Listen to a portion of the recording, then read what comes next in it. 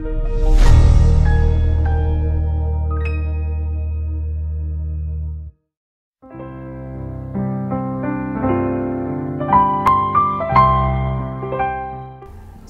rohani yang dikasihi Tuhan, sebelum kita memulai renungan ini, mari kita berdoa sejenak. Kasih karunia dan damai sejahtera dari Allah Bapa kita dan dari Tuhan Yesus Kristus menyertai kita. Amin. Sahabat rohani yang dikasihi Tuhan, firman Allah yang menyapa kita pada pagi dan sepanjang hari ini adalah dari Matius pasal 5 ayat 4. Demikian firman Tuhan. Berbahagialah orang yang berduka cita, karena mereka akan dihibur. Temanya, yang berduka cita akan selalu dihibur Tuhan. Perikop kita adalah baris tengah dari sabda bahagia yang terkenal dari khotbah Tuhan Yesus di bukit. Melalui ucapan bahagia ini, Tuhan Yesus memberikan kita cara hidup agar kita menjalani kehidupan yang bahagia dan diberkati.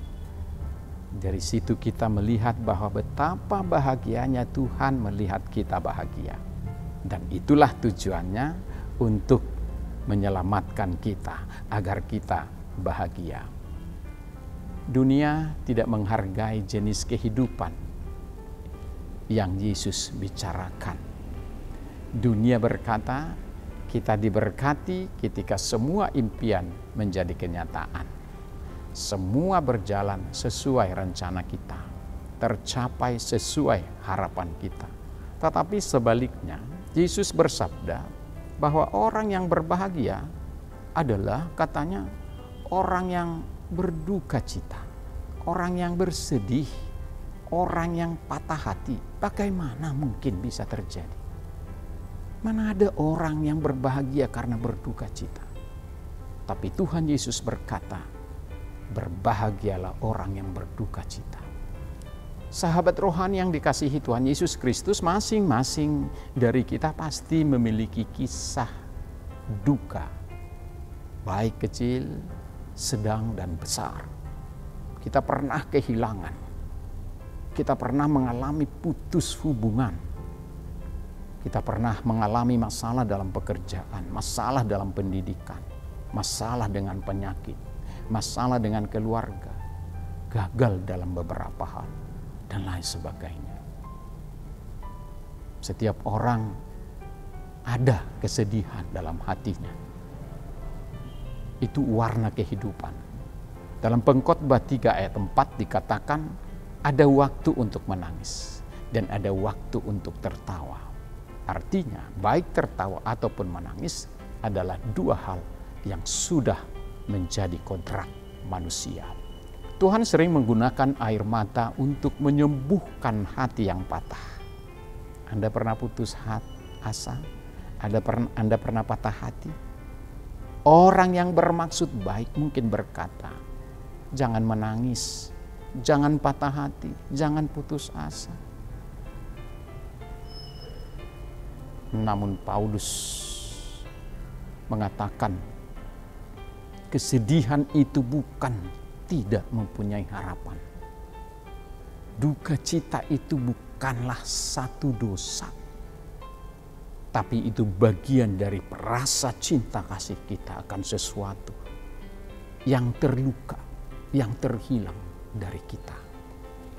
Tuhan menciptakan kita dengan kemampuan untuk menangis, menciptakan air mata.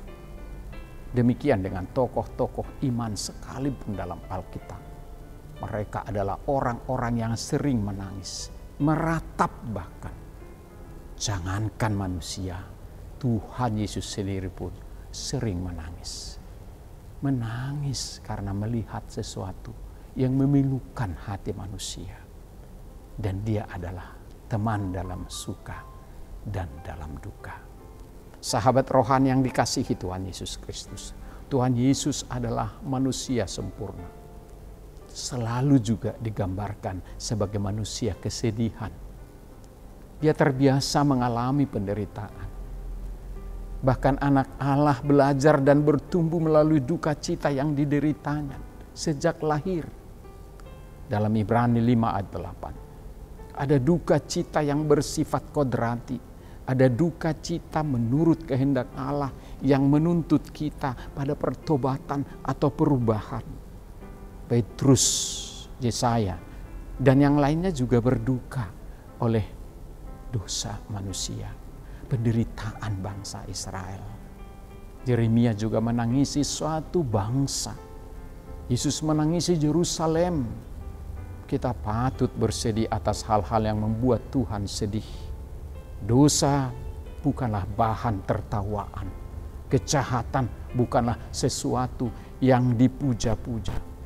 Tapi apa yang menghancurkan hati Tuhan seharusnya juga menghancurkan hati kita semua.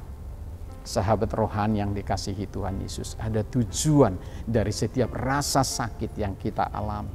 Selalu ada berkat dalam penderitaan. Selalu ada sukacita di balik duka cita. Saat Gideon hanya memiliki 3.000 prajurit untuk melawan 135.000 serdadu musuh. Ia menghancurkan Kendi dengan obor kecil di dalamnya. Dan cahaya tersembunyi itu mulai bersinar. Dan mereka pun menang. Ketika janda miskin yang hanya memiliki sedikit minyak membuka segel minyaknya, Tuhan melipat gandakannya dan memenuhi kebutuhannya.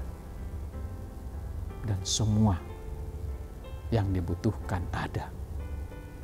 Ketika Ester mempertaruhkan nyawanya dari ancaman pembantaian besar-besaran oleh Haman yang sangat membenci orang-orang Yahudi, Tuhan menyelamatkan mereka. Ketika Tuhan Yesus dipatahkan oleh mahkota duri dan paku dan tombak, darah bercurah dan mencucur darah penyucian atas dosa-dosa dunia. Tuhan selalu memberkati mereka yang hancur hatinya. Sahabat rohani yang baik hati, pesan dari renungan kita saat ini.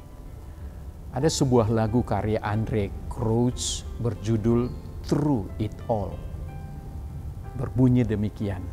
Saya mengalami banyak air mata dan kesedihan. Saya memiliki pertanyaan untuk hari esok. Ada saat-saat saya tidak tahu mana yang benar dan mana yang salah. Namun dalam setiap situasi, Tuhan memberi saya penghiburan yang diberkati. Bahwa cobaan yang datang hanyalah membuat kita semakin kuat. Melalui semua itu, saya telah belajar untuk percaya kepada Yesus dan bergantung kepada firman-Nya. Saya bersyukur kepada Tuhan atas gunung-gunungnya dan saya berterima kasih kepadanya atas lembah-lembahnya. Saya bahkan bersyukur kepadanya atas badai-badai yang Dia bawa untuk saya lewati. Karena itu saya tidak pernah mengalami semua itu. Saya tidak akan tahu bahwa Tuhan dapat menyelesaikannya. Saya tidak akan pernah tahu apa yang dapat dilakukan oleh iman yang teguh kepada Tuhan. Di tengah duka yang dalam, hamba Tuhan Ayub pasal 42 ayat 5 berkata, hanya dari kata orang saja aku mendengar tentang Engkau, tetapi sekarang mataku sendiri memandang Engkau. Maukah Anda berseru kepada Tuhan sumber segala penghiburanmu dan membiarkan Dia mengampuni segala dosa-dosamu dan menyembuhkan segala kehancuran hatimu?